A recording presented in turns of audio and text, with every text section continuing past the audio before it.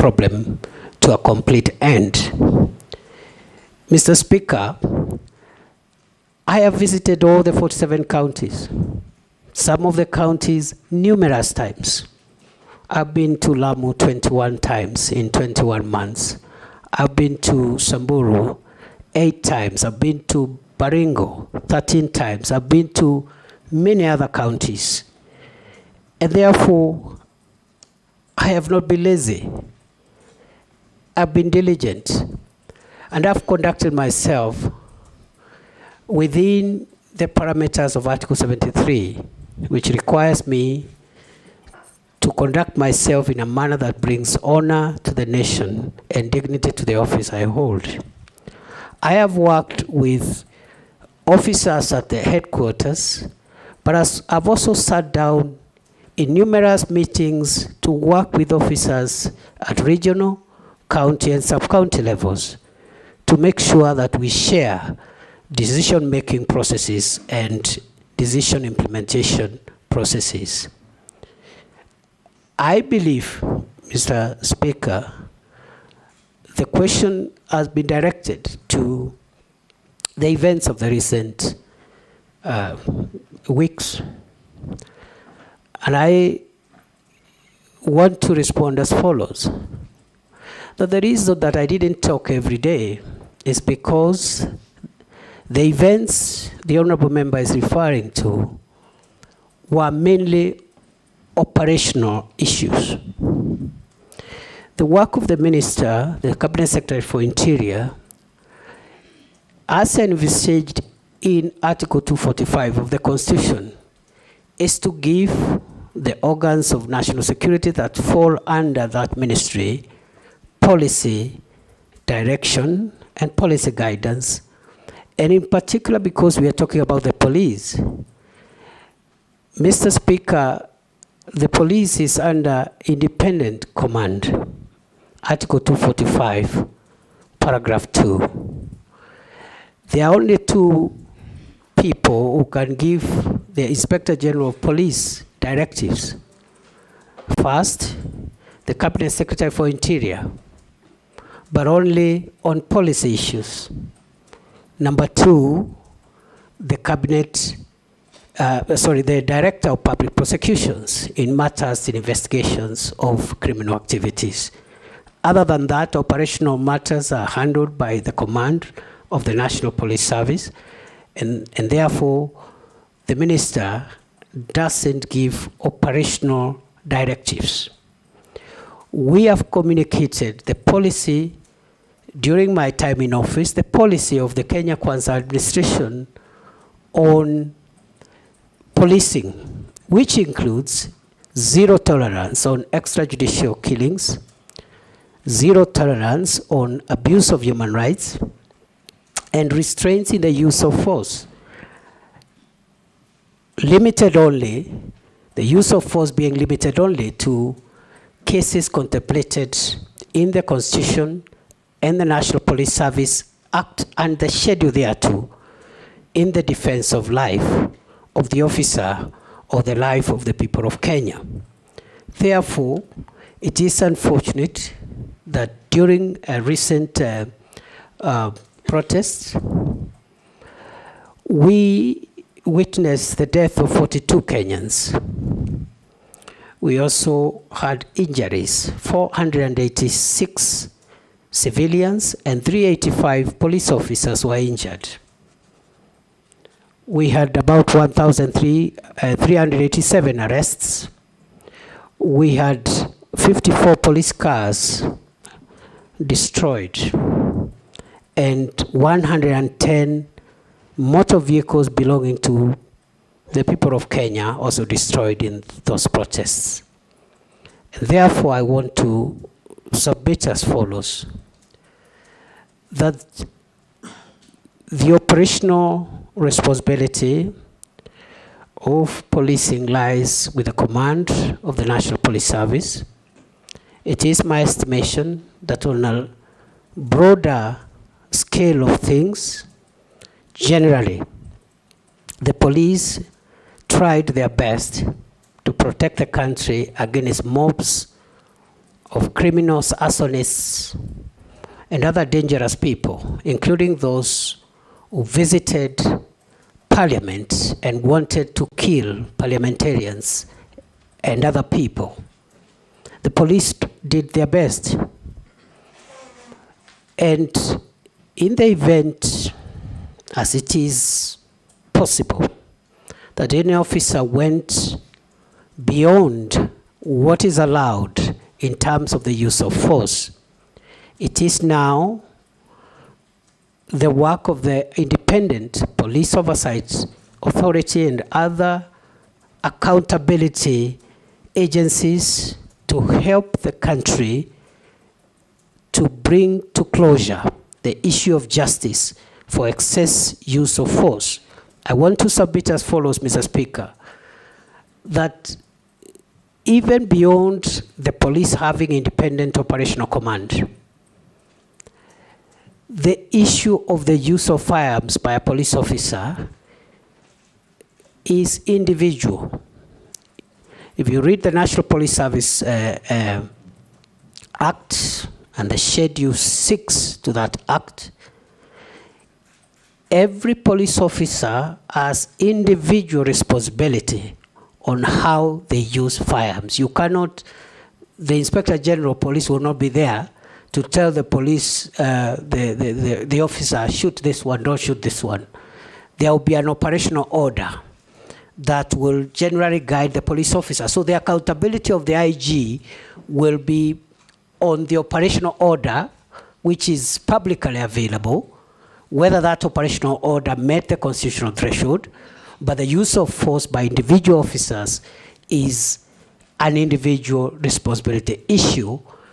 Other than that, I commend generally those officers who tried their best in very difficult circumstances to help the country come to terms with what happened, and hope and will see to it, if I am reappointed, that the accountability for those who violated the law is pursued conclusively. I submit.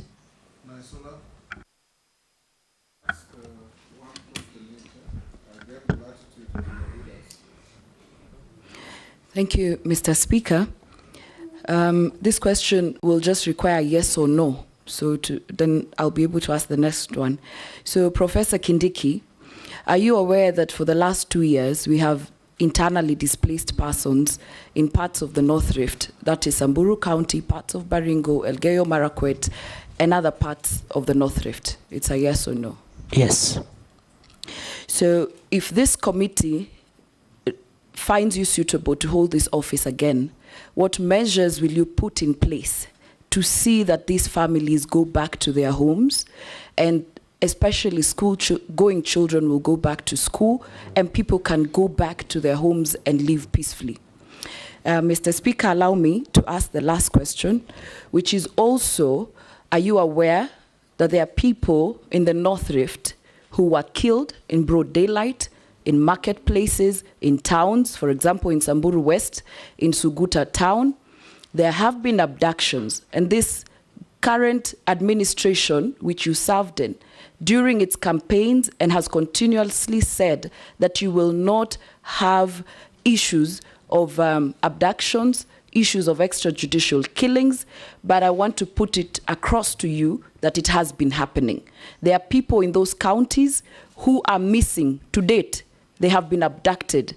I want to ask you whether you're aware, and we have sufficiently been informed that it is alleged that it is security officers who have abducted these people. Is that one of your measures of ensuring insecurity is settled in these areas? And do you think, as a professor of constitutionalism and ensuring we follow the Constitution, is that the right way in ensuring fair justice even to those who are accused? Professor?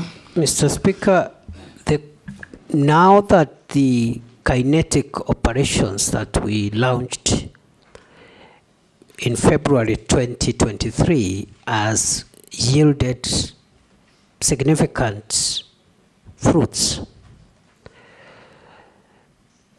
the issue of the North Rift will not be complete until those that were displaced because of the violence meted upon them by bandits, groups, and gangs are returned to their homes.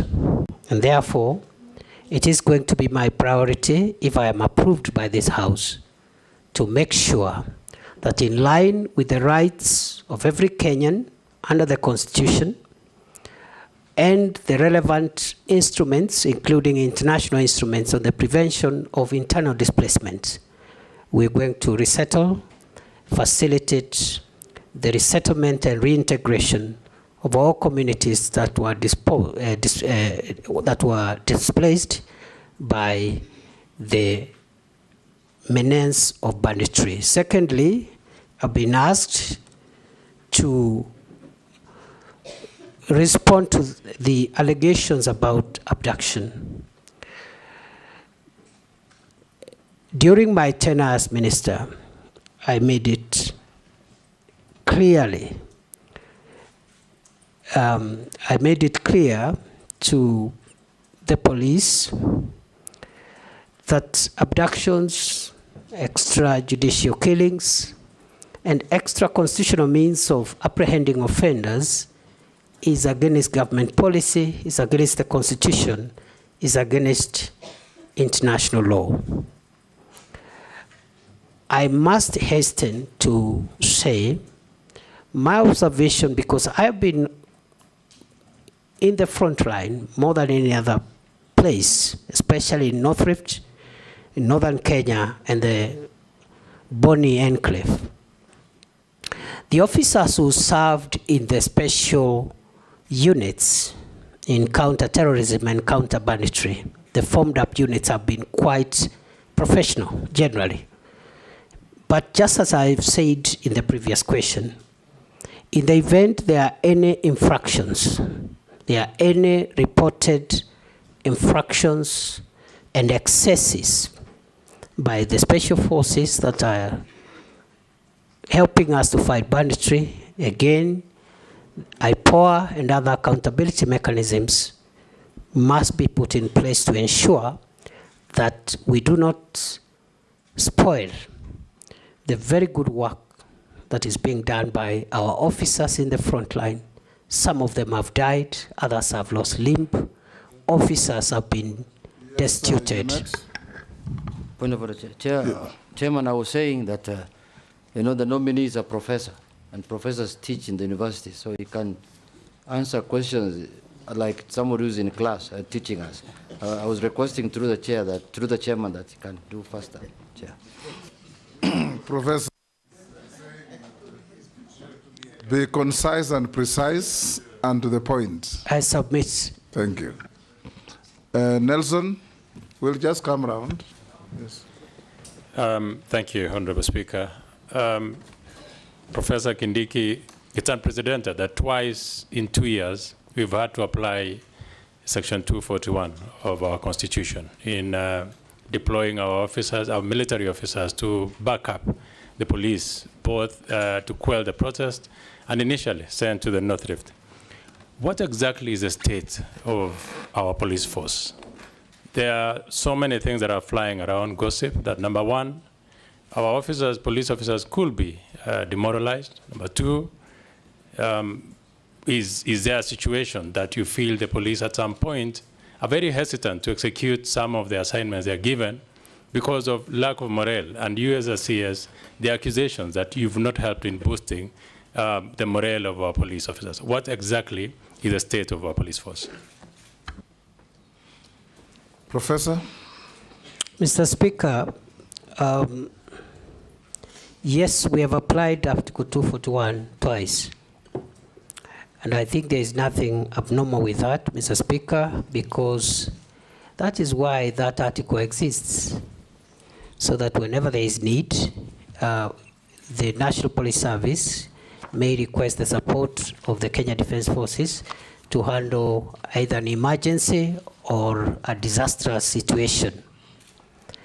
On the case of the North Rift, it was important to get the support of the KDF because At that time, the National Police Air Wing had collapsed. Right now, it's operational. We didn't have air assets. We didn't have adequate long-range unmanned aerial vehicles, and therefore we needed the support of the military. But the effort in North Rift is police-led. In fact, the military has been supportive in the periphery. It's police-led. Even in terms of numbers, we have 4,500 police officers against less than 1,000 KDF officers. With regard to the recent emergency we had, again, what we had on 25th of June was unprecedented. And our calling of the KDF was simply to put them on standby should they be needed. And you've seen they have not been needed. But it was a precaution because the criminals who wanted to ban Parliament were also threatening to ban State House and other critical installations. So if that was not reason enough to put KDF on standby legally, I don't think any other situation would have met threshold, because what we faced in the last month, in our view, was existential threat, not just to the arms of government, but to the state itself. And therefore, the police is in good shape. There are issues of welfare, which we are handling. I've already mentioned about the salary increments, which we have started implementing. There's issues around housing. There are also issues about leave and so forth and so on. Medication, I've just talked about the hospital that we've established for them, fully fledged level 4 hospital. We have one for the border police again, which again we operationalized under my leadership in Kanyonyo for the formed up units.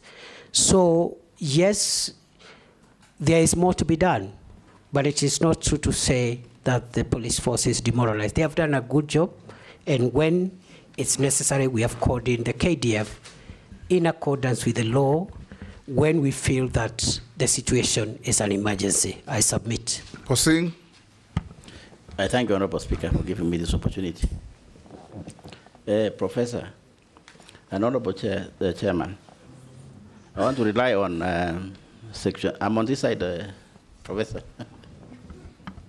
I want to rely on Section 6 and Section 7 of the Act in terms of suitability of the candidate to the position he has been nominated. And in this respect, Honorable Speaker, I want to take the Minister in terms of suitability on his credibility in terms of respecting what he says, in terms of implementing what he says. Because this is the second time he's been given a chance. And Speaker, I want also the nominee to know that absence of war is not necessarily peace. Whatever is happening in the North Rift, Honorable Speaker, there is relative peace. There's no war, but it might not necessarily mean peace. What am I saying, Honorable Speaker? The candidate, as an example, the candidate came to the North Rift. We had engagement as leaders of the North Rift, and specifically West Pokot County, as an example of the entire country. I don't know what happened, so what the minister did in the other places, but possibly maybe he did what he did in West Pokot, which is we agreed on a number of issues, Honorable Speaker, in terms of strategies of bringing peace, including establishment of sub-locations or bringing even the security near to the people so that we avoid the Shakaola things and so on. And the minister agreed with the Honorable Speaker with us in West Pokot. And we also agreed to put security in strategic areas. It might happen in other parts of the country. The minister agreed. And Speaker, nothing happened. Nothing has happened so far. Now, if Parliament sees it fit and approves the minister again for this position, what's going to happen? What is the minister going to do different, Honorable Speaker, to gain credibility among people, among Kenyans themselves, who might feel that the minister lied to them? And finally, Speaker, take home for the minister.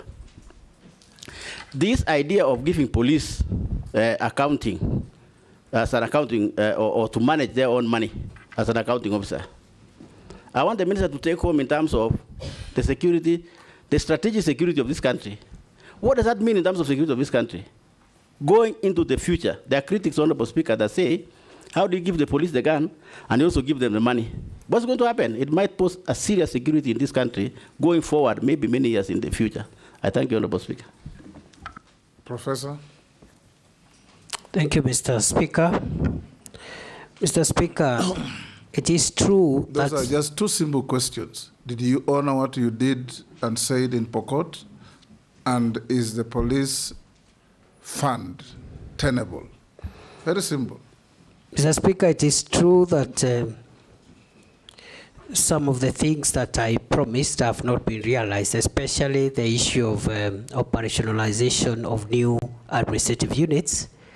But it is also true that some of the things I promised have been realized, and I thought the honorable member would be kind enough to notify the House and the country that during the same consultations I had promised that we will provide, train and equip 200 National Police Reservists for West Pokot, which we did. Number two, we had promised to set up a security camp at a place formerly called Lami Nyeusi, which is now called Lami Nyeupe, which we did, and so many other things we did. But the issue of the units is outstanding, and not just for West Pokot, but also for a few other counties, including some parts of Baringo, Samburu, and a few other counties that did not benefit from the operationalization of units, and that is work that we are going to complete if we are reappointed. On the second question, I do not think there is a problem with giving the National Police Service money and control over resources relating to their operations. The operational budgets of the police must be run by the National Police Service themselves, and not by the ministry, not by the Office of the President. And in my view, if there are issues of lack of effectiveness, it is not because the police have their own budget. If anything, it should help them even work more efficiently. Therefore, the question should be, now that the police have their operational budget, what prevents them from serving the people of Kenya in a better manner? And those are issues that we'll be looking at if we are reappointed. In any case, Parliament oversights the use of that money. Gikaria? Thank you, Chair. Professor Kindiki, in the recent past in this demonstration, two young men, Michael Kihunga Nyagodhie and another young man called Kevin Maganga, were shot dead in Nakuru. The family has been trying to get some information from IPOA. It is alleged that the IPOA is not receiving required information from the police service. This has posed a great challenge to IPOA executing its oversight mandate. If approved for this appointment, Honorable Kindiki, what steps will you take to ensure that the two institutions work seamlessly for the benefit of Kenyans? And secondly, how will you strengthen IPOA so as to execute its mandate? Second, the Honorable Chair, is about urban criminal gang activities. In the urban areas, particularly in Nakuru, a criminal gang called Confirm, which by what the citizens claim has brought about 5 deaths in every month and hundreds of injuries.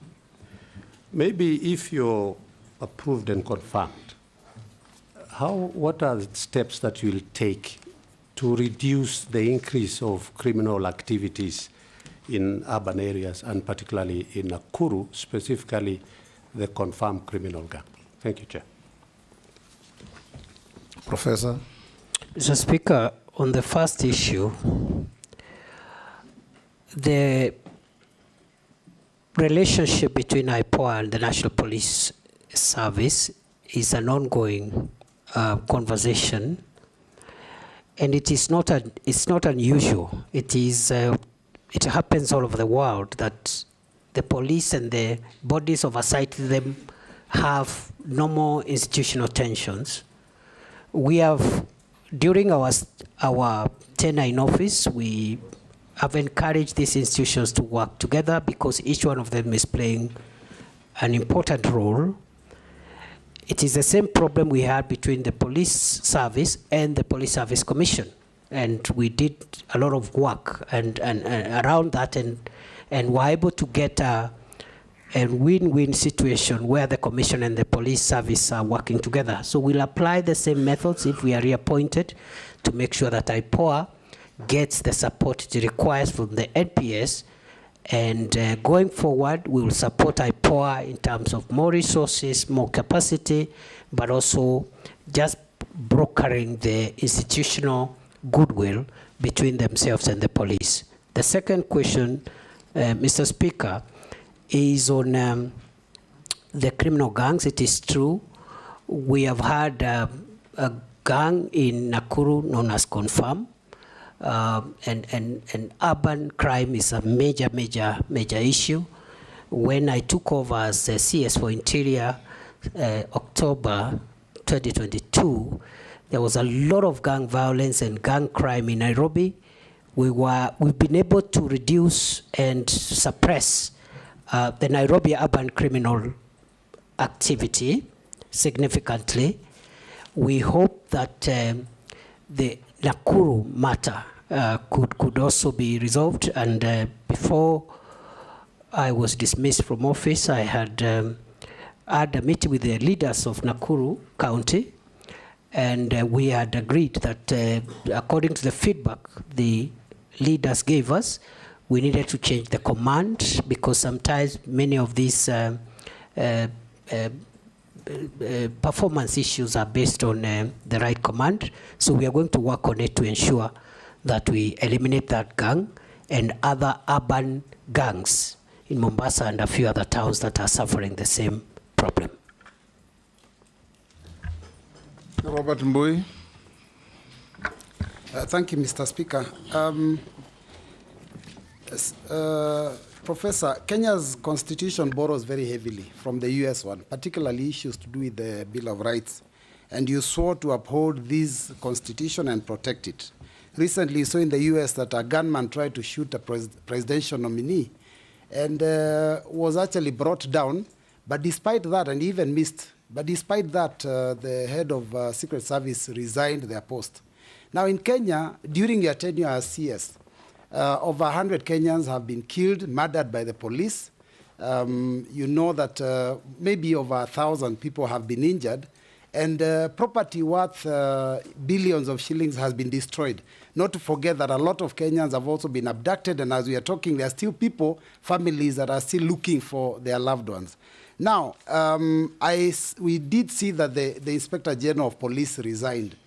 Do you think that as a CS, you should not also have taken responsibility, political responsibility for that failure that the resignation confirms, and also either resigned or declined the appointment? It's also important to note that during these demos that were held, a lot of people were shot. And there is clamor and request and, for justice. In fact, I've attended, one of them was a constituent, Erickson Mutisia, and we've gone to those funerals, and the families are asking for justice. You have forensic evidence because you have the bullets, and you know that every bullet that comes from a gun can be traced. Why have we not seen arrests and arraignment in court of the police officers that are accused or that were involved in these shootings? Because that would appease the public a little bit. Allow me, Mr. Speaker, to also point out that the CS has had, the nominee has had a very illustrious career. And, PhD, you've done consultancy all over. And when you are here for the approval hearings in 2022, after all those many years of working, your wealth was at 544 million. Now, 2 years later, your wealth now is at 694 million. That is a whopping 150 million shillings more. Maybe you could explain to us, is this increase probably related to the office that you hold? It would be important for us to know. And finally, Mr. Speaker. Too many questions, Robert. Mr. Speaker, just one last one, because we are doing very well with time, Mr. Speaker. One last one, which is because I'm just picking out some of the things that some of the members have said on the matters of insecurity and criminal gangs, Mr. Speaker, that have been out there mugging our people. There's burglaries, you know, in the North Rift, there are all these issues of cattle rustling and all that, which you have admitted there are issues. Now, my question is, when you know that we have such insecurity in the country, what was the logic behind making a decision to send 1,000 police officers to go and secure Haiti when Kenya has a problem? Thank you, Mr. Speaker. Professor. Mr. Speaker, those are three questions. The first one, the Honorable Boy asked about whether I should have resigned. The example the member gave about US, where the candidate for presidency was nearly killed, raises a number of issues. One, he says the person who attempted that was killed.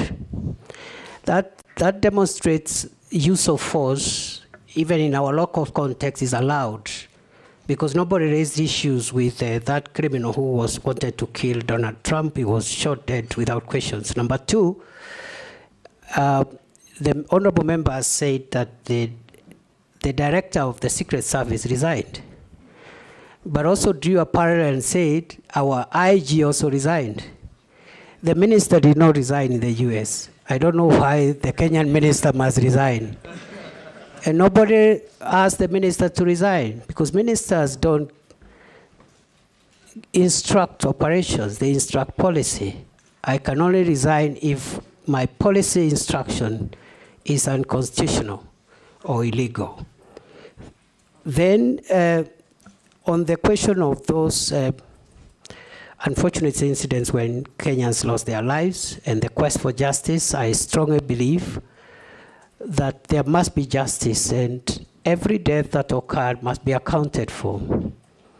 However, Mr. Speaker, the process of putting together criminal investigations, including forensic evidence, is not something that can be done, can be rushed. It takes a bit of time all over the world, not just in Kenya.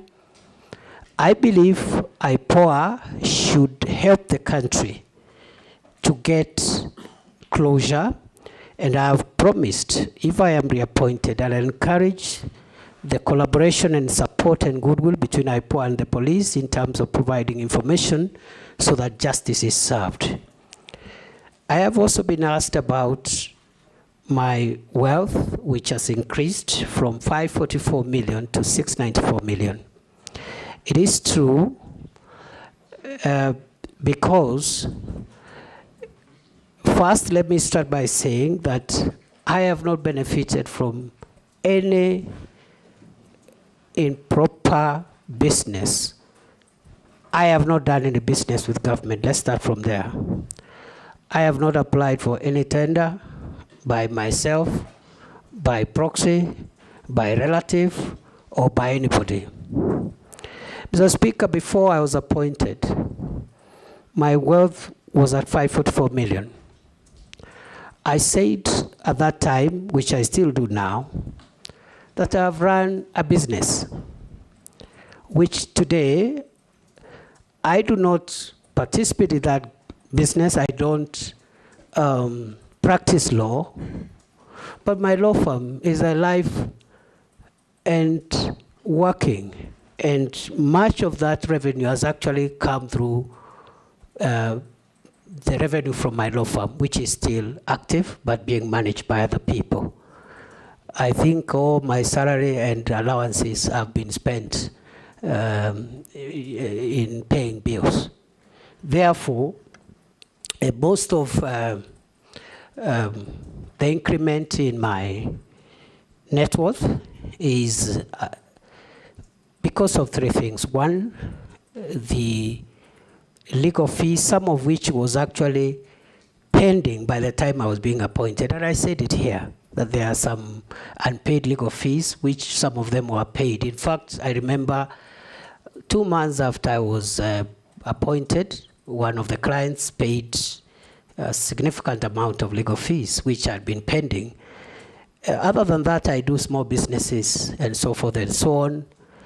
None of my money has come from the public except the salary and the allowances that I'm entitled to. Lastly, on Haiti, it is true that the government of Kenya, through the National Security Council, decided to deploy our officers in Haiti pursuant to a request by the UN Security Council and the UN General Assembly. These are international obligations. It has not affected our operations.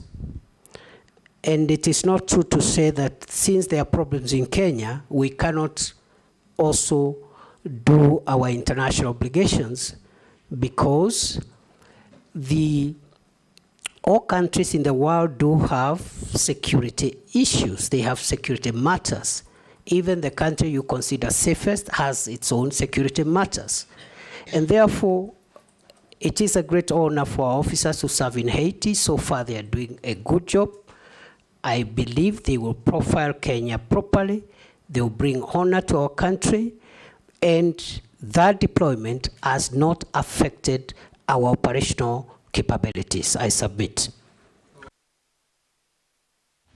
Thank you, Speaker. Thank you. Don't be like your neighbor. Ask one question. I'll ask only one question, Mr. Speaker. Professor Kithure Kindiki, in your first stint as CS Interior, you are associated with strong statements, such as "we will crush you," you'll be met with the full force of the law, "we will deal with you firmly and deadly," and many other words like that. Statements which seem to fuel police extrajudicial action. And Kenyans have taken notice of such statements that probably they fuel police extrajudicial action, and the use of excessive force, because if you tell people will crush you, the police will crush you, that's what it will entail. As you see now, there's a new awakening in this country about what public officers are saying. How different will you be if we approve you? Secondly, you are also the civilian face among the police and the security organs that we have. But as you took up this job, probably, Professor Kindiki, you became more of them, more of a police officer, not a civilian within. You are donning police uniform, you are all over police choppers, and you behaved like a police officer, which probably took you away from the police direction that you're supposed to give the forces, and became more of an operational leader instead of a policy director in the force. How will you be different on this? And probably lastly, you are more in the sky than on earth. When you want to give policy direction, you want to give guiding, you need to be in office, have meetings, boardrooms, and give policy direction. But you have said you actually went to Lamu 21 days, 21 times in 21 months. And probably in the operation field more than where you are required to give, operational or to give policy guidance and direction. And that's why the police force and the administration, national government administration, is not properly coordinated. How different will you be when we approve you as CS? I thank you. Professor? Mr. Speaker, thank you. I've been asked to say whether I'll change my language. Mr. Speaker, I need to clarify that it is true I have used very, very unique language. But, Mr. Speaker, this is security language. And the people I address when I use those terminologies are not the law-abiding citizens of Kenya.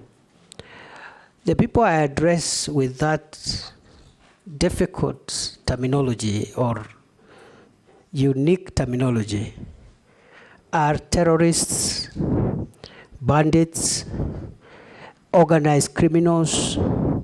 Those are the people I tell will crush you, and I mean it. Last time I appeared before here, the member for Samburu West asked me what I will do in Kurkur and other places when criminals descend into gorges, and I'll say I'll flatten the gorges. We've done a bit of that. There were places in Baringo, Corcoran Hills, a place called Tandare, a place called Ngelecha, and in Samburu, the Malaso Valley and other places where criminals would always retreat and have a field day, operate from there. We've neutralized them and removed them from there. So, again, the use of force is permitted by law, depending on who that force is used against and in what circumstances. And the escalation methods are used. You start by asking them to surrender. If they don't, you use other methods until, if they challenge you or they want to kill police officers, the police officers will kill them before they kill the officer. That is the law. Mr. Speaker, on the second issue, I have been there at headquarters driving policy in boardrooms, Arambe House. I've had so many meetings in our campuses in Kiganjo, in Embakasi, Roiro, Police Leadership Academy. But I've also been in the field more. Why? To disseminate policy to our forward operating bases, to our camps, to our officers in the field, in the counties. And even in the counties, before I even start my meetings, I would sit with the county security committee in a boardroom, disseminate the policy, because they are the ones who will be left to implement. And I have also been in the most dangerous spots in our territory with our officers in the front line. Why? To give them moral support, that we have not posted them there to die. We have posted them there to protect the country. And there is no greater morale booster than for the security minister to go and visit the officers, have lunch with them, encourage them, and tell them what the government policy is and what the government thinks about them. So it has been very rewarding. I will be back in the normal manner, but I will, of course, balance between my headquarters work and also the field work. Lastly, I've been asked to land. I have always landed. For every flight, I have landed. And finally, on the issue of uniform, what I wear is tactical attire, because there are some things which protective clothing that you need tactical wear to be able to have protective clothing and protective facilities, because you're in a dangerous situation. I don't wear that on the streets of Nairobi. And also I have been in not just police helicopters, but military helicopters, because the law provides that the security minister be facilitated when he is in dangerous situations. The Minister for Interior, the Minister for Defense must be facilitated, because the nature of our work is we are exposed to risk and danger by virtue of office. Otherwise, I do not fancy it's only that it's all in a day's job. Morugara. Thank you very much, Mr. Speaker.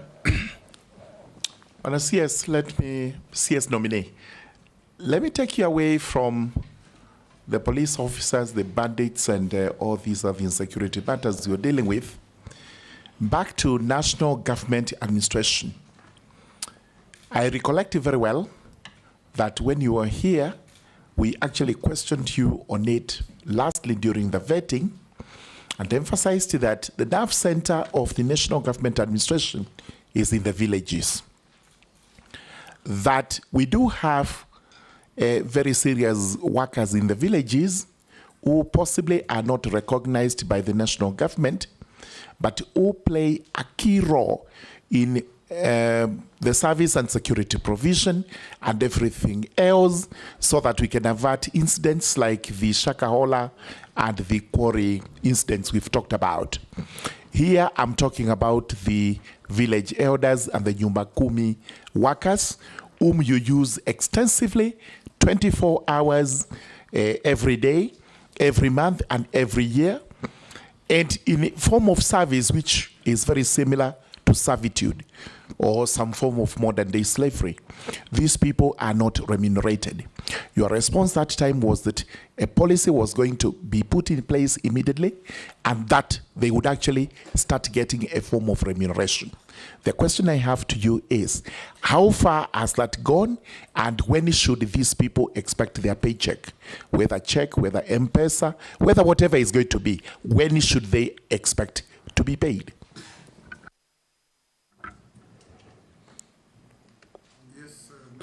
Mr. Speaker, sir, we finalized the Village Elders Bill 2024. It is one of the 12 pieces of legislation that are awaiting cabinet approval for transmission to Parliament, and therefore that matter will be sorted out in the shortest time possible. I submit.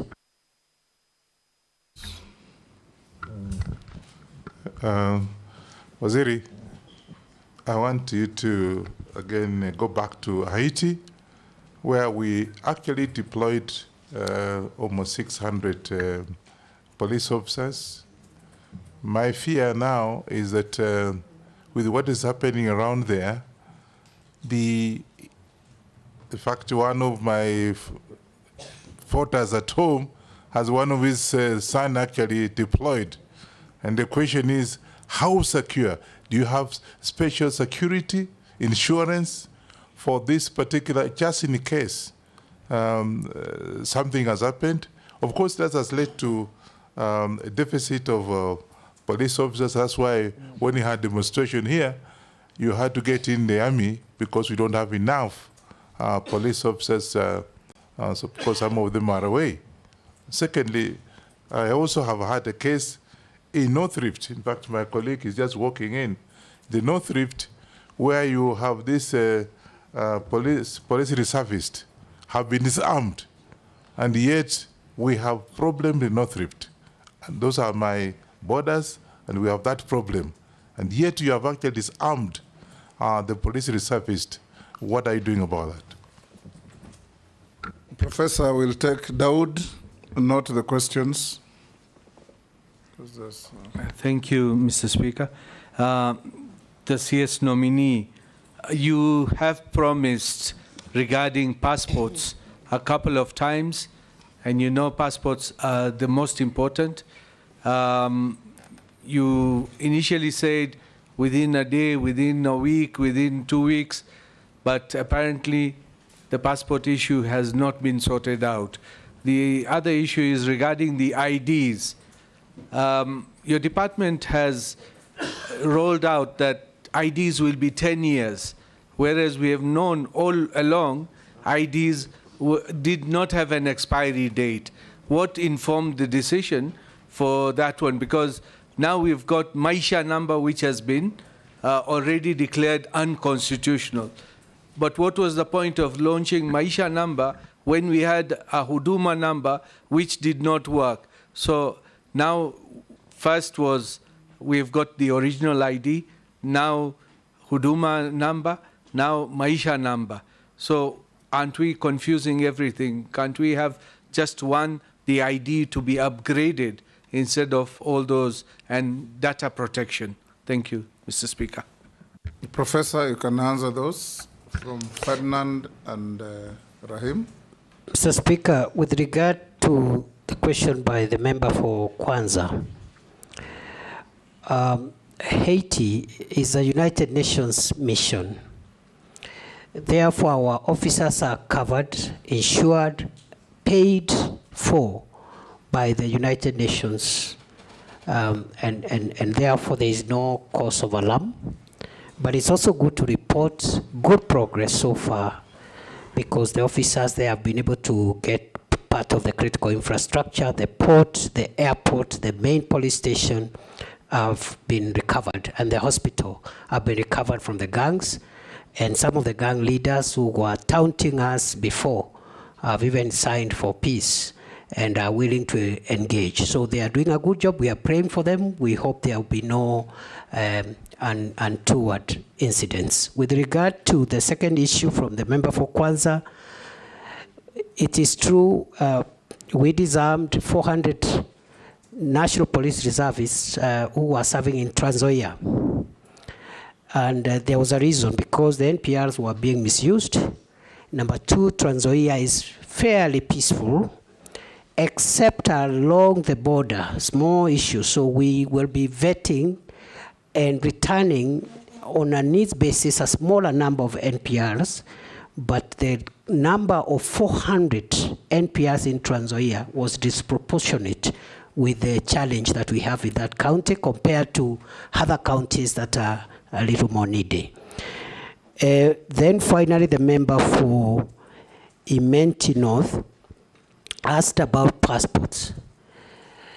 When I assumed office, passport was a crisis like no other. Kenyans were waiting for a year, 6 months, 3 months, 8 months. They were bribing. They had to bribe to get passports. We had no printers, and so forth and so on. Today, we have not only paid the pending bills to the suppliers, we have enough printing equipment for personalization of passports. We have even upscaled our system, that is the ICT system, and we have cleared the backlog from 784,000 when it was at the highest, and today there's no backlog. We are issuing passports within 7 days, starting 1st of August, today. That was our deadline. We complied with that deadline 4 weeks ago, at the beginning of July. Our next deadline is therefore to bring the passport waiting period to 3 days by 1st of November this year. And we are on course. I am very happy. This is one area where we've made a lot of progress. Of course, there are small challenges here and there. We believe that we've not eradicated corrupt staff completely.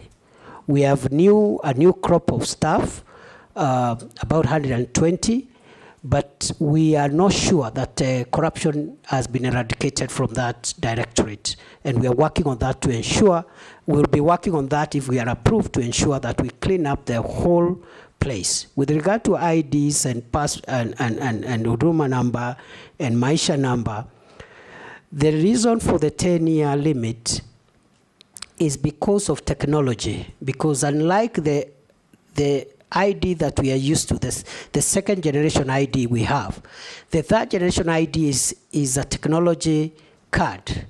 And technology keeps on growing old. And therefore, that's why we have a 10-year period. And that's why even passports, they normally have a time frame. You cannot have a passport for life. That is the idea. It is not to punish Kenyans. The card has a bit of technology chips, and we want to upgrade that chip based on the security threats that will be identified by that time. The Maisha number issue is before court. We hope we will vacate the orders that were issued 2 days ago, because the problem we are having with delays with issuance of IDs is because of court orders. Last year, between November and March this year, there was a court injunction against us issuing IDs, which brought a huge backlog of almost 600,000. We cleared that backlog. We were actually left with 92,000 with those in the waiting list.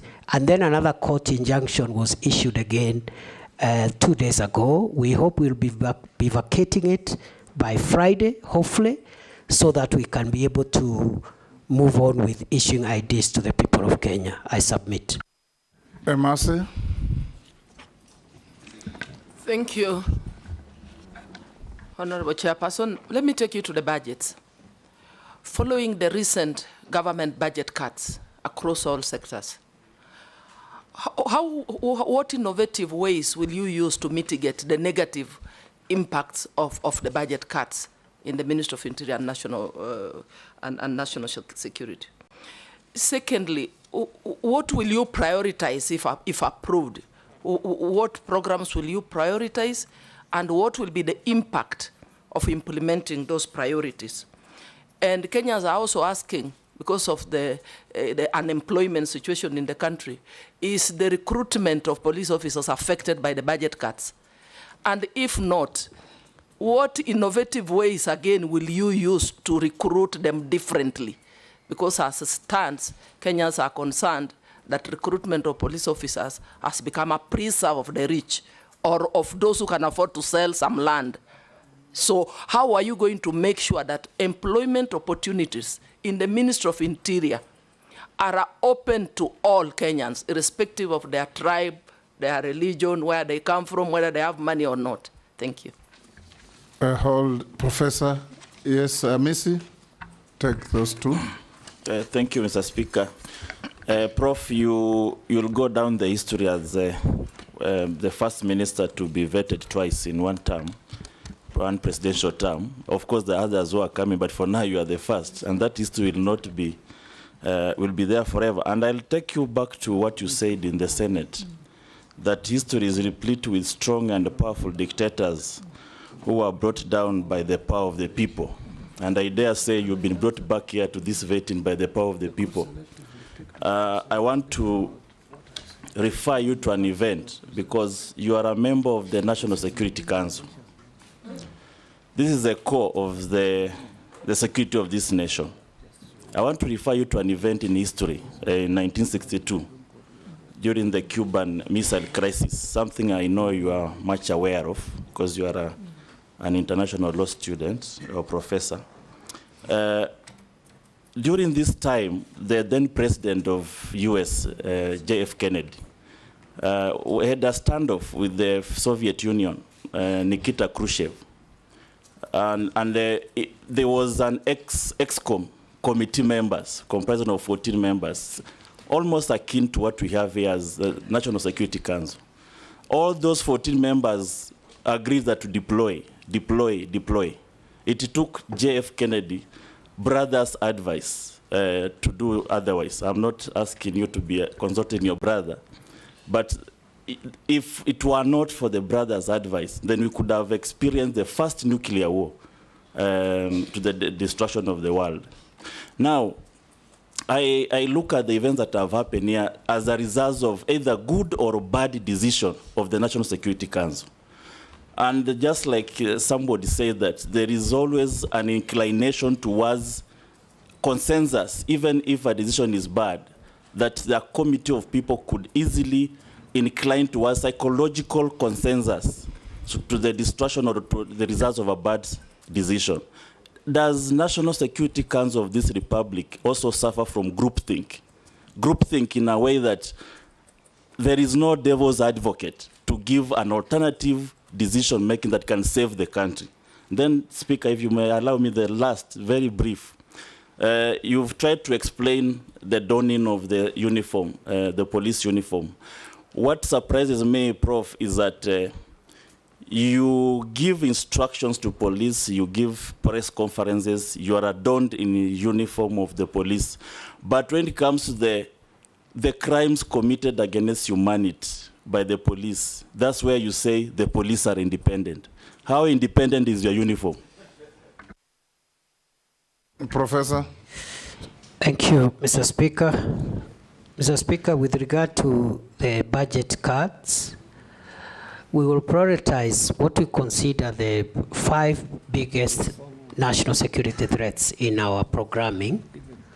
And those are the threats of terror, organized crime, drugs, the need for drug controlling narcotic drugs, the fight against climate change, and also extremism. in its various forms, religious, political, or whatever, extremism, because extreme behavior can annihilate the nation.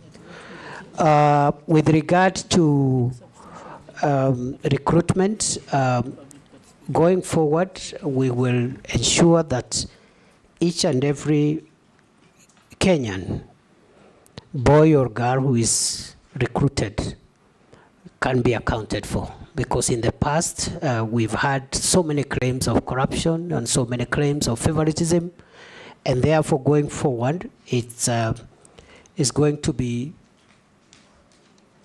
demanded from the police that they account for every recruitment slot that they fill.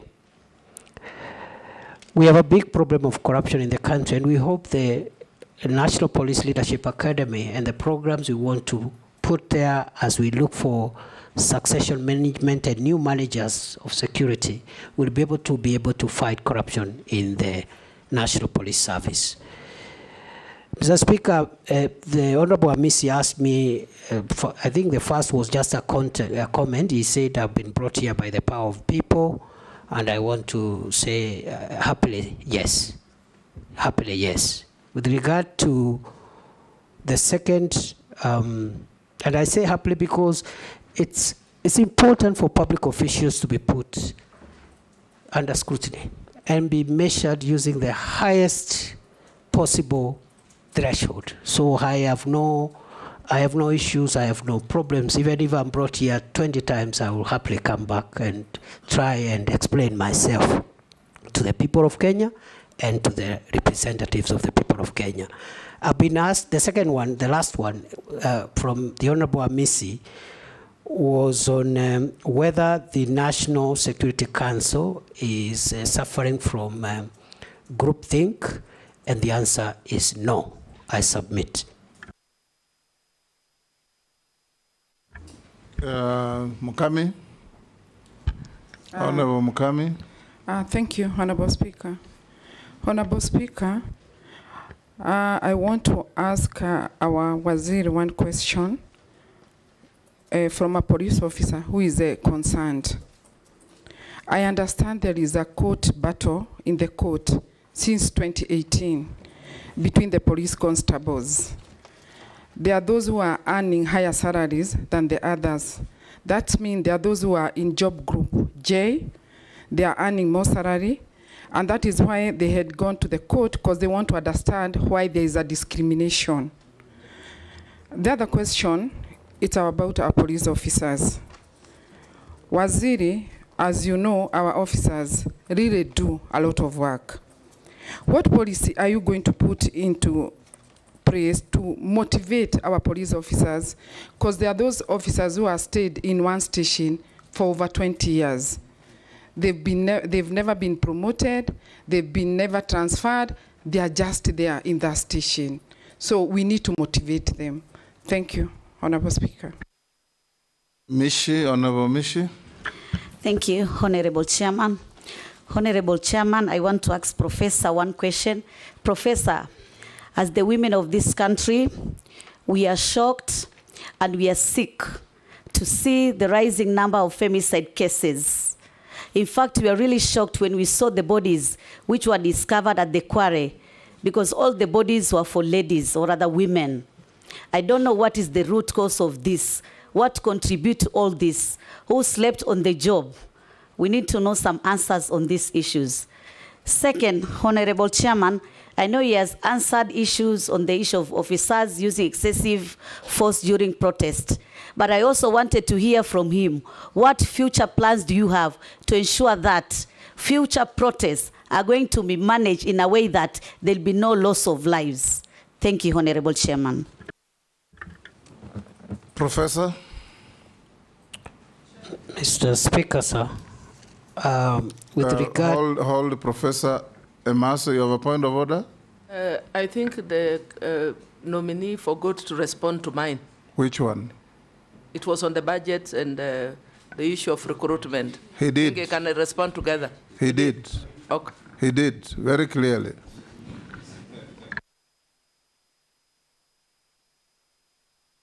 I note Was misleading you to raise that issue.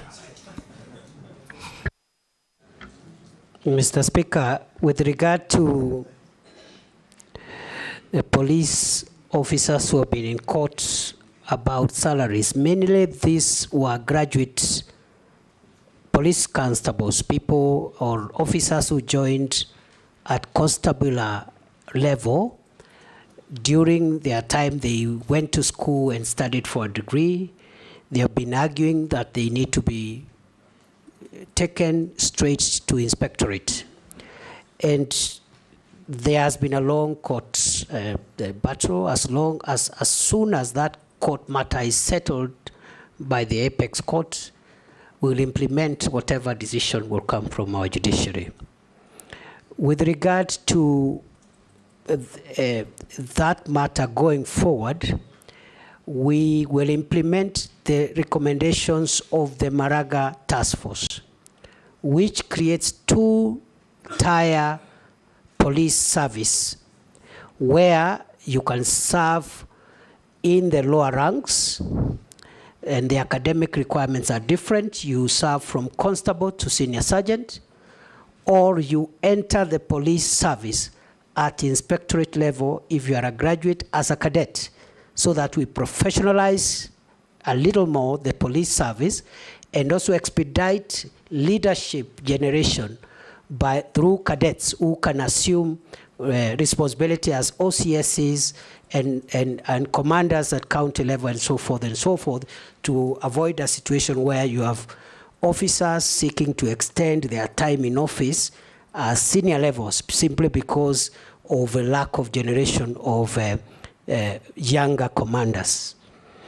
With regard to the motivation, we are working with the National Police Service Commission, and if I am approved, I will proceed with this discussion to provide a clearer policy on promotions, transfers, and some form of reward system which will help motivate our officers.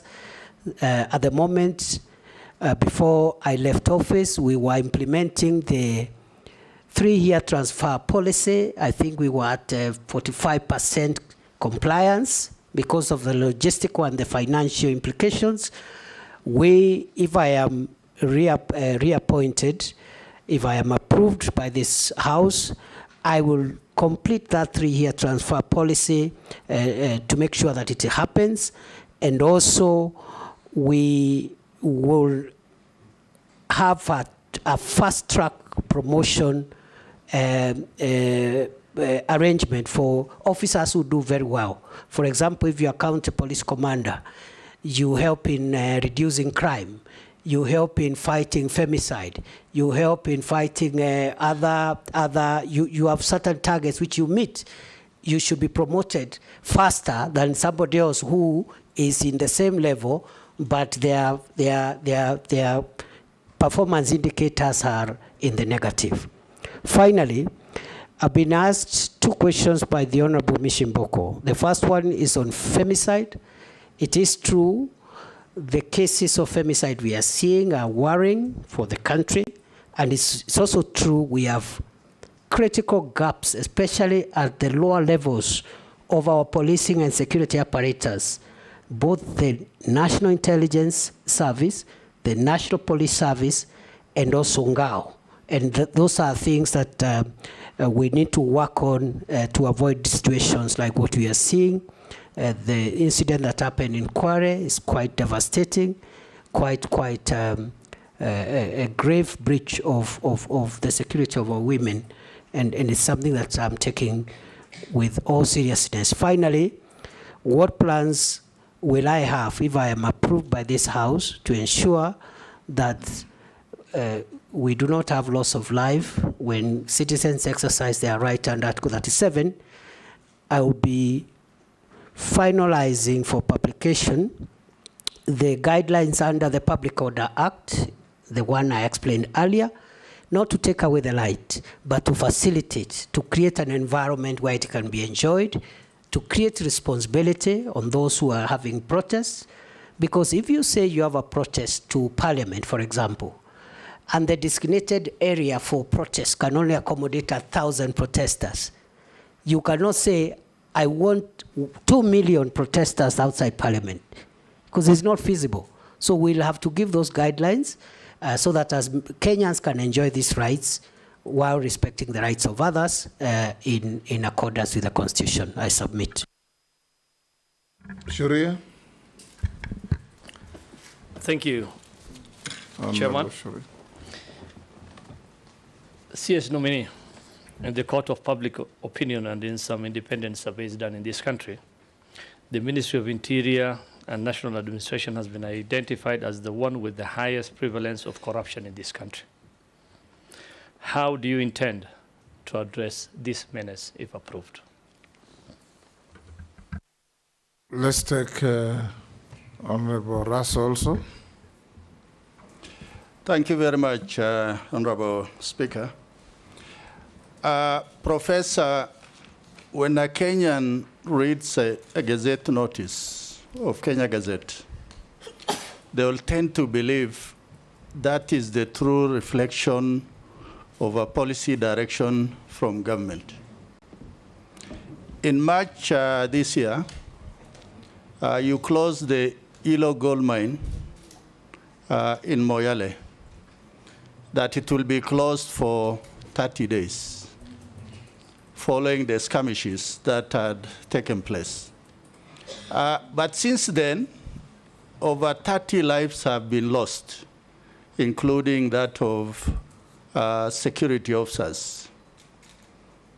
That particular area has turned out to be a black market for mineral entrepreneurs, and the citizenry have generally lost faith in government and also in the security agency. My question to you,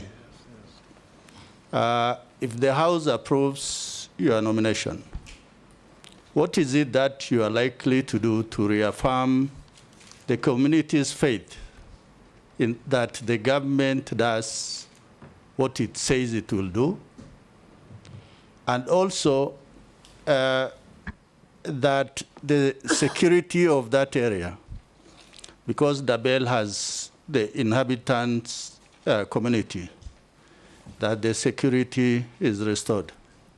Secondly, Honorable Speaker, those of us who come from the border areas, we have very porous borders. There's influx of arms, contraband, drugs, and also illegal immigrants.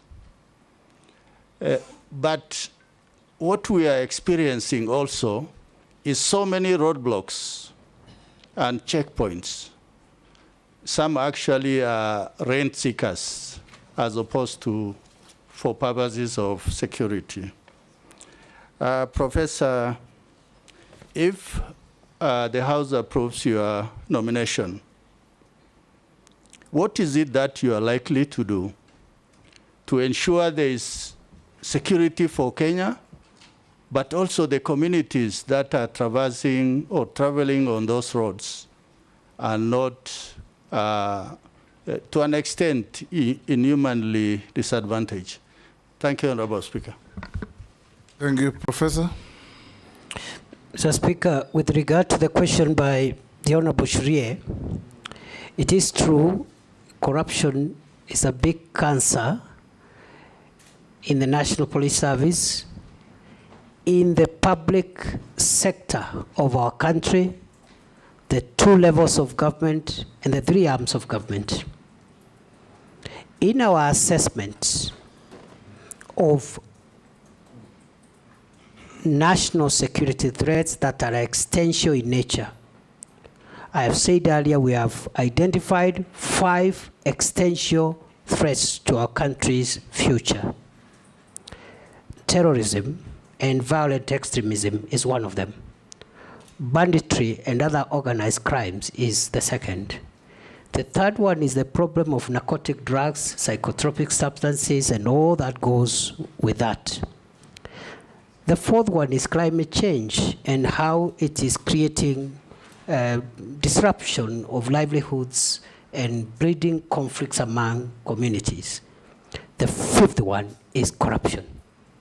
And therefore, going forward, if I'm reappointed, I am going to escalate programs, policies, and measures to eradicate corruption within the organs of the national security that are within the Ministry of Interior, but also propose for the rest of the country, the rest of the government and public sector, measures that can help us secure the country, because it's no longer an issue of the corruption by the police. It's an issue of corruption being able to actually threaten the country's future.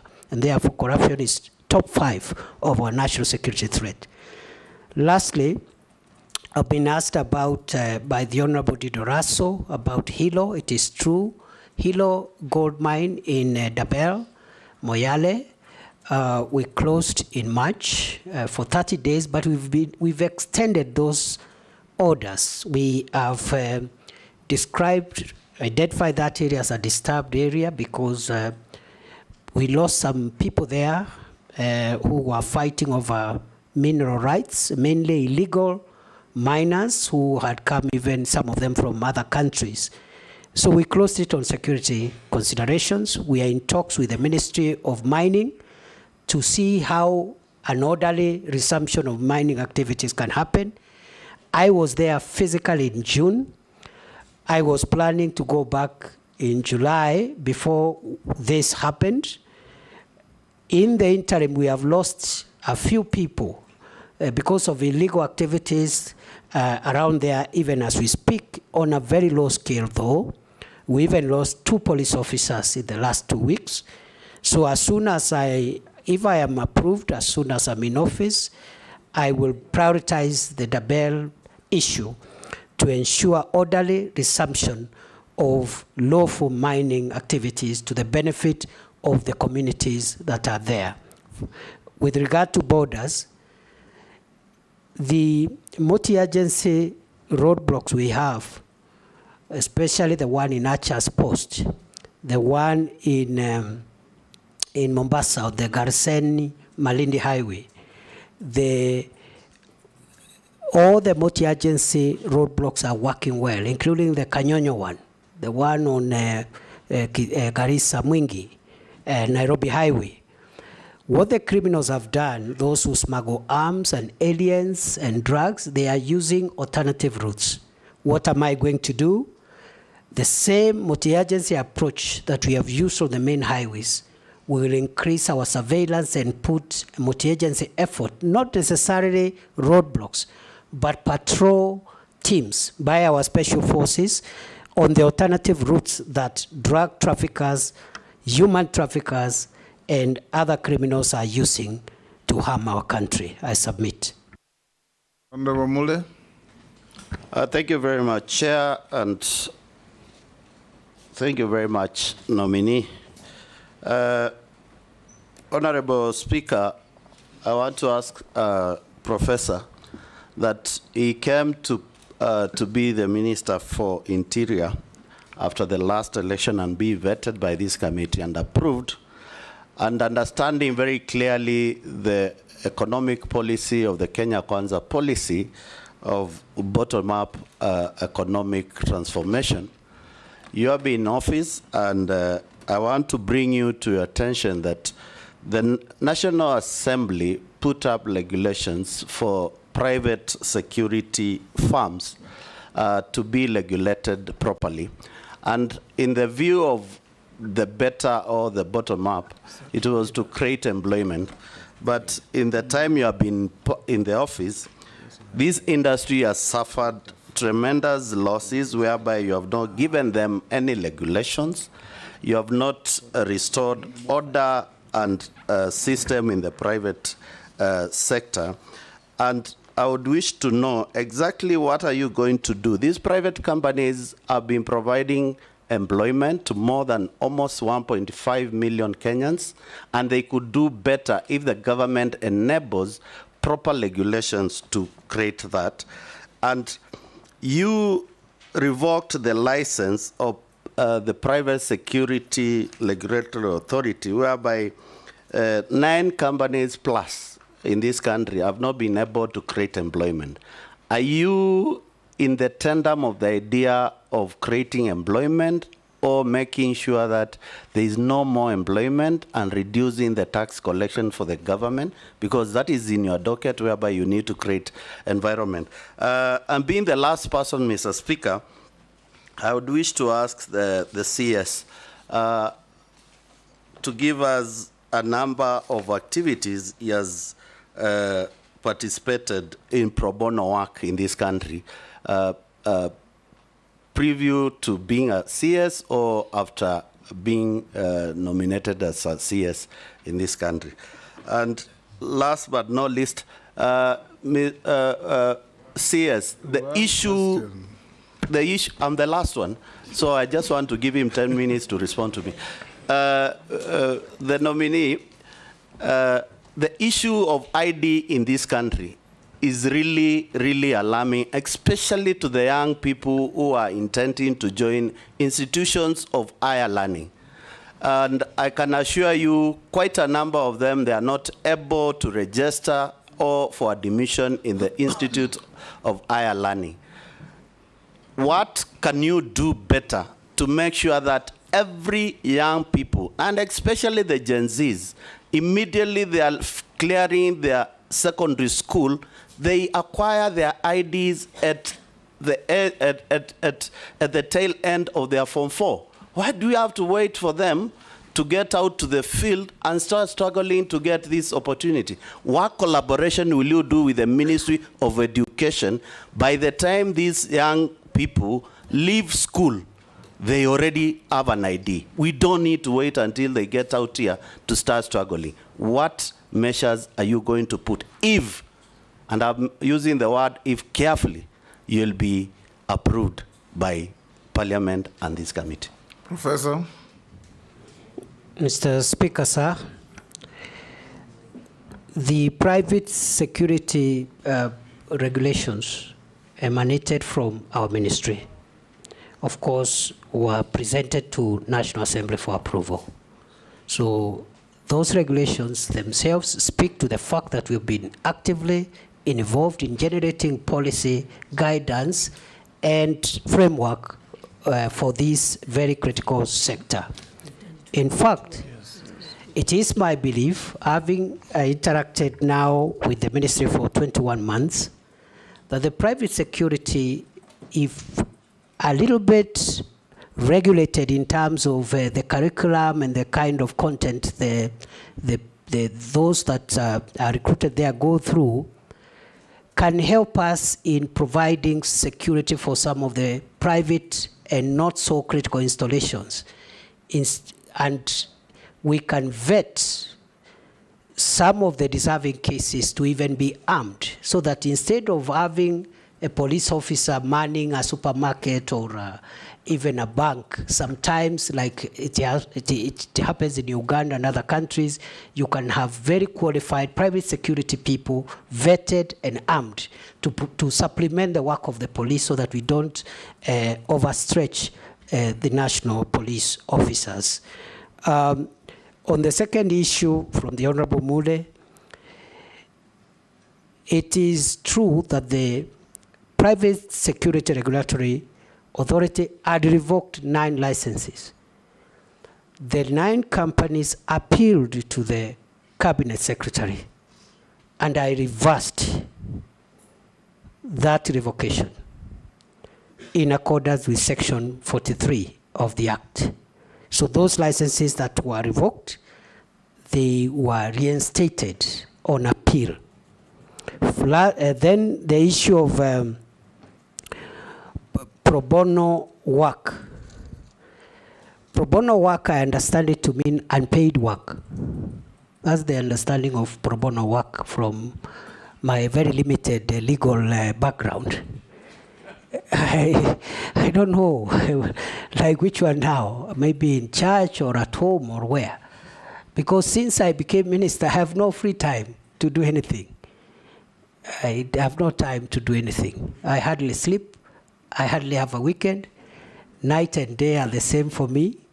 But before then, I used to volunteer in many, many activities, some organized by Law Society of Kenya, some organized by church organizations, etc., etc. The last question by the Honorable Mule is on identity cards. We have suffered the current discomfort because of court injunctions. That's number one. Court injunctions for 4 months between last year and early this year, and right now there's even another court injunction. Number two, we have suffered the disruption because of change in technology from the second generation ID to the third generation ID. And I have explained the need for us to change the technology, because the current ID we have, the second generation ID, cannot be recognized outside this country. It cannot even be a travel document. The security features are very rudimentary, very basic. And therefore, the move to new technology, better technology, more secure document has caused disruption. Court injunctions have also caused distraction. And just like passports, in the event that I am reappointed, because the member said he used if deliberately, of course, I also want to promise, if I am reappointed, the same way I have focused on reforming the immigration directorate and helping unclog the passport inefficiency problem, I will focus on IDs and also birth and other citizen documents to ensure that we get optimum results. In fact, for example, a death or birth certificate should be obtained the same day, within 12 hours on application. And perhaps the ID, we should be able again to once we get out of the court injunction, we should be able to retain the 7-day target. At the moment, we are working with 21 days before the injunction. Thank you, Minister nominee. Sorry, Naisula. I didn't want to go another round. Speaker, I will not. After this nominee, I'll never ask for another round, and it's not a question, it's just a comment, because I'm very passionate about the issues on North Rift, and if the nominee happens to be approved by this committee and the National Assembly, I would like to just say that even as you deal with security matters and the hardware, please remember also peace and dialogue of those communities.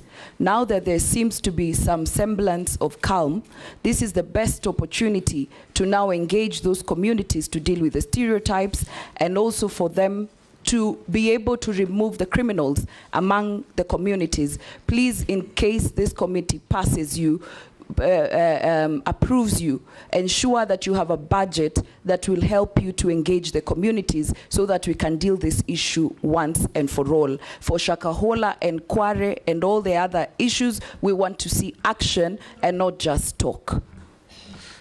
Yes. Thank you, Honourable Speaker, for the supplementary one. In conclusion, CS nominee, your appointing authority has considered to the country that one of the failings that the President considered to was lack of communication. You have told us here of very good measures that you have taken in the State Department for Immigration, especially in the processing of passports and all that. However, that information is never in the purview of the public, members of the public. And indeed, I have an incident, CS, where a Kenyan in the US called me very desperate that they could not get their passport despite having paid somebody about 20,000 shillings. For a passport, was, I think the normal charges are about 4,000 or 3,000 something. And when I followed up the case, the person who was even paid this bribe was not an officer at the Immigration Department, and it took the intervention of the Director General of Immigration, Ms. Evelyn, to get the DCI to hunt for that person. Somebody extorting Kenyans' money from Eastlands, pretending to be working in Nyayo House. And therefore, the lack of communication aspect in your ministry is what I want you to address. Should you, or if you are approved, what are you going to do to ensure that there is proper communication to the public so that the public are not taken advantage of by criminals out there in Eastlands and elsewhere who are extorting bribes from Kenyans on the pretext that they are working in Nyayo House? And just like Owen Bayer said, you once declared Nyayo House a crime scene. That crime scene now seems to have moved from Nyayo House to the periphery of Nyayo House and other areas. I would want to hear what specific measures you intend to take to make sure there is proper communication. Kenyans know how much they ought to pay and to who, and so that they're not taken advantage of, because you are also aware that has been very rampant.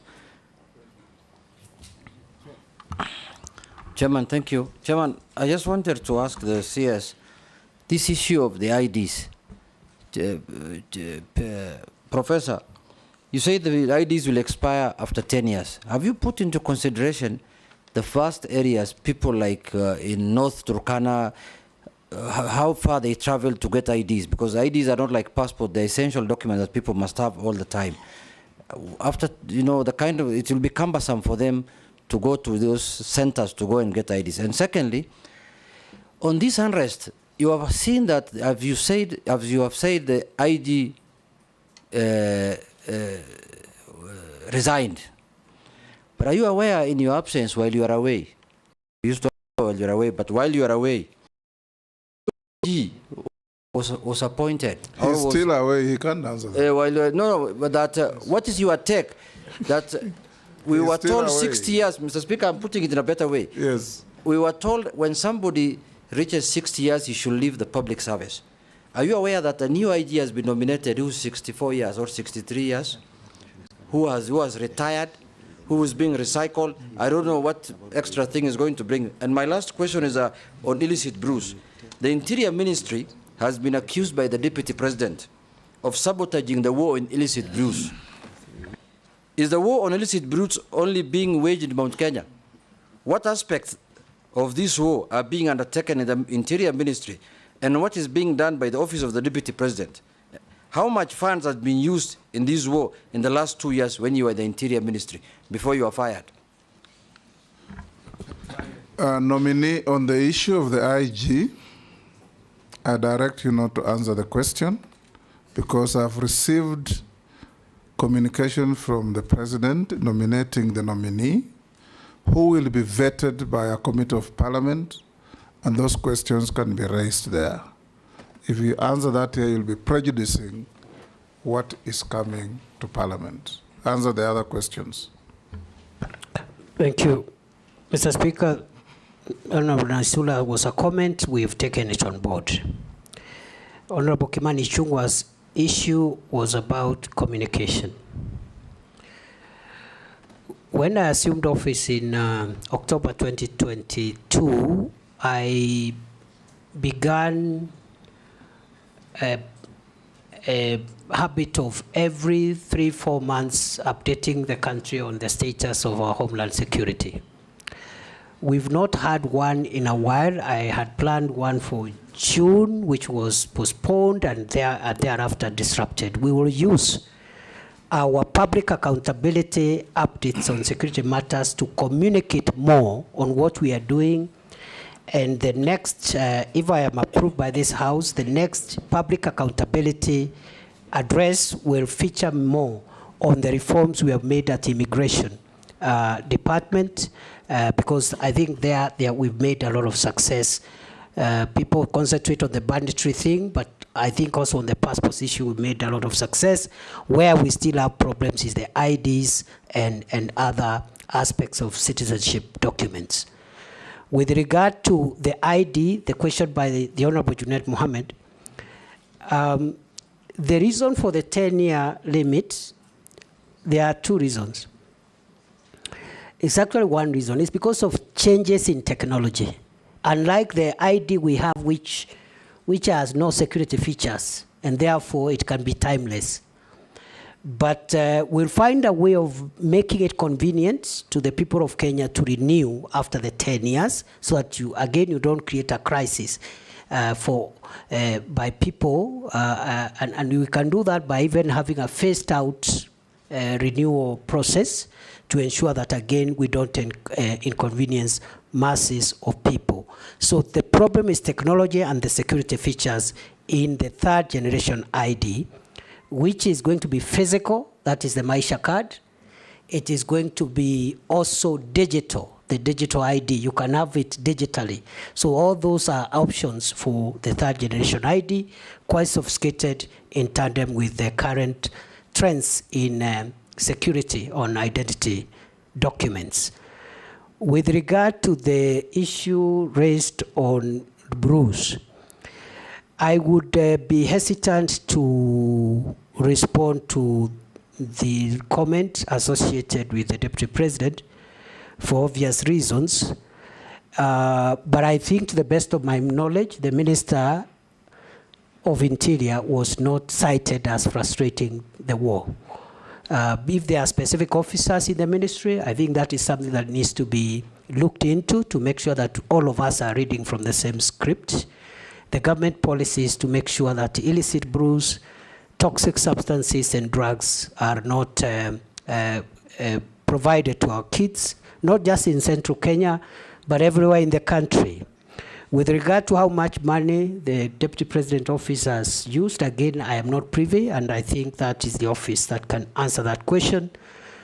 How much funds have we used in the fight against brew? We have not allocated any special budget in the Ministry of Interior in the fight against illicit alcoholic drinks and drugs. We have used our normal budgets, our normal security operations budget, to carry out that program as part of the normal programs. I submit. Professor, I'll ask you one or two questions. The first one is a furtherance on the issue of IDs. As you introduce a 10-year ID, just take into account that an ID in this country is everything. You can't enter a supermarket, you can't open a bank account. The old and PWDs cannot access social safety net funds without an ID. Now, if you are going to have that ID last for 10 years, then you must put in place a seamless renewal process so that people don't suffer because of failure to renew an ID card. And if you are approved to go back to office, I would want to see that you draft regulations that will guide and manage renewal of IDs and bring to Parliament for approval. The second issue I want to ask you, nobody asked you, prisons fall under your authority if you are approved. What are you doing, or what do you propose to do about prison reforms? I remember when we were senators and we went with you to Kithure, and we found prisoners literally half naked, poorly dressed, and looking like they were very poor hygienic conditions in which they were operating. What are you going to do, if approved, in prison reforms to make prisons more humane? And also, what are you going to do to reverse the continuing stealing and grabbing of public land occupied by prisons in the country, which is going on all over? Thirdly, the new constitution allows Kenyans who had left the country, taken greener pastures, and acquired citizenships of other countries to reacquire Kenyan citizenship on application. That's what the Constitution says.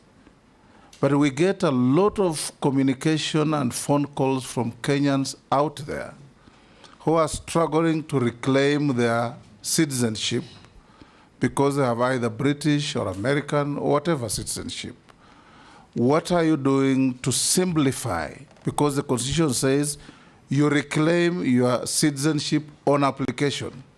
What are you going to do to simplify the process of reclaiming citizenship by Kenyans who lost their citizenship? If you can answer those, then I'll come to other simpler questions to you. Thank you, Mr. Speaker, sir. Mr. Speaker, on the first issue of IDs, I agree with your recommendation and guidance that we should consider seamless transition from after the 10 years to avoid creating a crisis. I believe it will be possible because we had a similar situation with passports when we went into e-passports. So what you do, for example, is to say that the ID that has expired will continue operating until you get a new one, for example, because you cannot be faulted because of a government administrative measure. Number two, we will make sure that we anticipate and put in place a rapid response initiative where you deploy additional facilities, additional service points, additional personnel, even if it's on a temporary basis, at a time when many of these IDs will be expiring.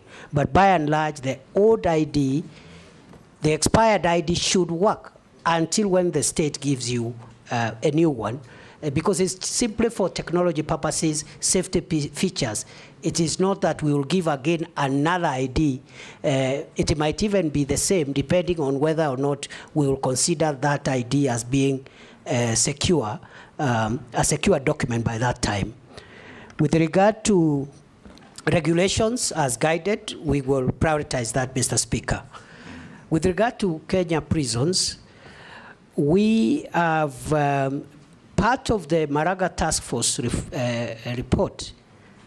We have a number of recommendations on modernizing and reforming the prisons, which we are taking up.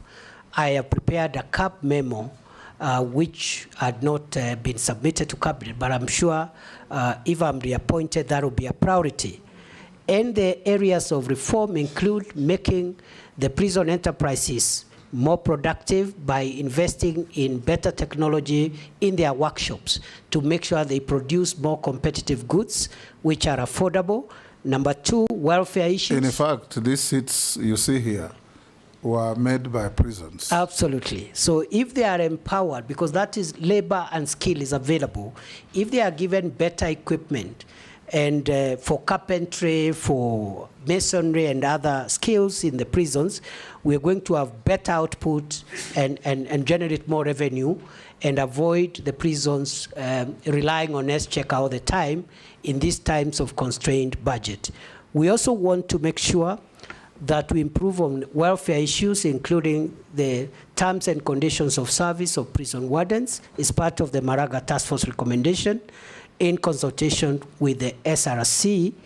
We also are working on software issues. For example, providing mattresses. We have a program called One Prisoner, One Mattress program, where up to now we have provided 10,000 from our budget, but also with the support of other partners. And we want to make sure that every prisoner at least has a mattress, as we even work on physical facilities and the housing for our prison warders.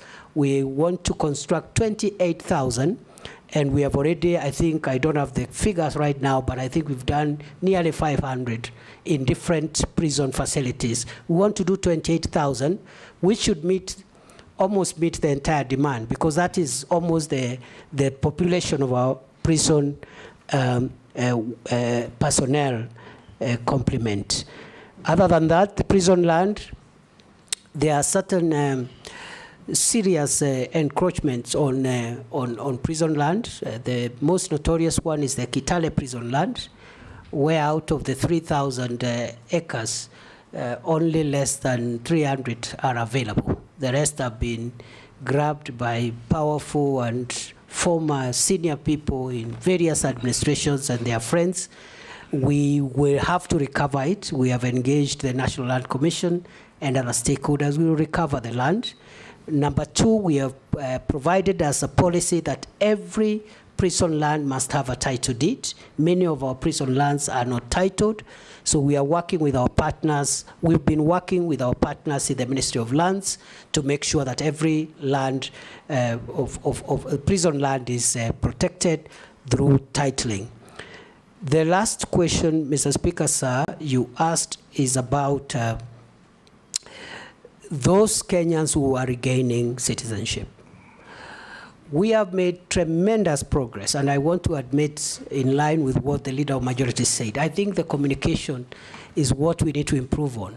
We have made tremendous improvement and reforms in the processing of citizenship applications by foreign nationals who want to be Kenyans, but also by Kenyans who had lost their nationality before the 2010 Constitution and are now entitled to reapply. When I came to office, there were 2,700 pending applications.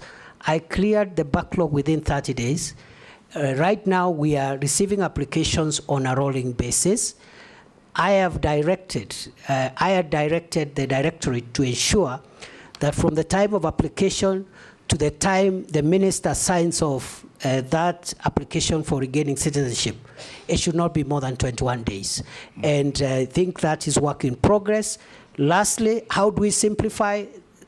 We will reduce the paperwork. There is a bit of paperwork in that Directorate, and we want to reduce it and go digital, and make sure that we even bring the timelines from 21 days to 7 days to possibly 3 days on application. I thank you, Mr. Speaker. Lastly, nominee, do you hold any leadership position in any political party? No. Have you ever been adversely mentioned in any integrity-related reports? No. On investigations? Do you hold citizenship of any other country? No.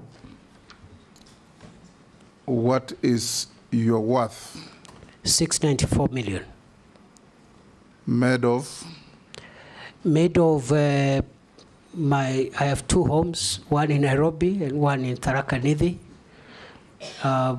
Then I have landed buildings, about 235 million. My 2 homes are worth 190 million. And then I also have savings in SACCOs and banks. I also do legal practice, so I have a bit of revenue that I've generated through my law firm, and that is it. And I forgot, Mr. Speaker, when I was filling in, I forgot to add, I have vehicles of about 17 million, which are not part of that report. I apologize. I remembered after I had submitted the questionnaire. Honorable members, we received memoranda from one Eliud Karanja Matindi, Isaac Alwacher, Joseph Mwathi Nyanjui, Khalid Ibrahim, Aisha Adan, Sonia Mushila, Masi Murugi Kuria, Ahmed Sigat, Okio Mtato Koit, David Malombe, and Collins Onyango. We forwarded them to the nominee, and the nominee responded to all of them in writing. We have them on record. Professor, we allocated 2 hours. We've done with you 2 hours and 10 minutes. We want to inform you that this brings to an end our interaction with you. The clerk has checked all your documents against what you submitted, have been found to be correct and in order. And unless you are lawfully held, you are now released to go to your other businesses. Members, I'll give you a 10-minute health break. Let the CS go alone first so that you are not accused of causing with a nominee. Yes. Yes. How many? Robert Mboy is asking for 15 minutes. It is so directed.